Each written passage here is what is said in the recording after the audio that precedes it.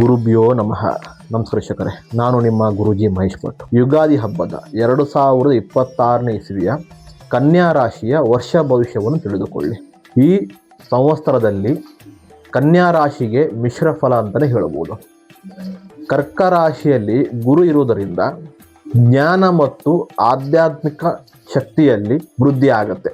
ಆದರೆ ಶನಿ ಗ್ರಹ ಮೀನ ರಾಶಿಯಲ್ಲಿ ಇರೋದರಿಂದ ನೀವು ಹಿಂದೆ ಮಾಡಿರುವಂಥ ಪಾಪ ಕರ್ಮದಿಂದ ನಿಮ್ಮ ಕಾರ್ಯಗಳಲ್ಲಿ ಪ್ರಗತಿ ಸ್ವಲ್ಪ ಕುಂಠಿತ ಆಗ್ಬೋದು.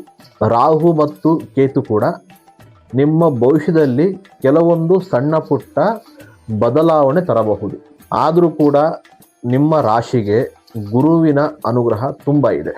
ಈ ಒಂದು ವರ್ಷದಲ್ಲಿ ನಿಮಗೆ 70% ಎಲ್ಲ ರೀತಿಯಲ್ಲಿ ಒಳ್ಳೆಯದಾಗುತ್ತೆ ಅಂತ ಹೇಳ್ಬೋದು.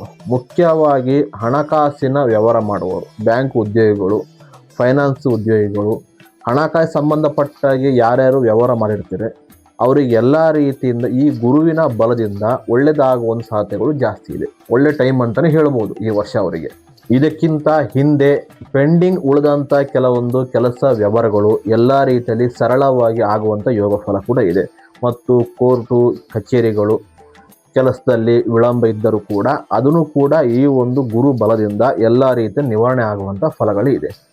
ಒಟ್ಟಿನಲ್ಲಿ ಈ ವರ್ಷದಲ್ಲಿ ಕನ್ಯಾ ರಾಶಿಯವರಿಗೆ ಒಳ್ಳೆ ಉತ್ತಮ ಫಲ ಅಂತಲೇ ಹೇಳಬಹುದು. ಧನ್ಯವಾದಗಳು.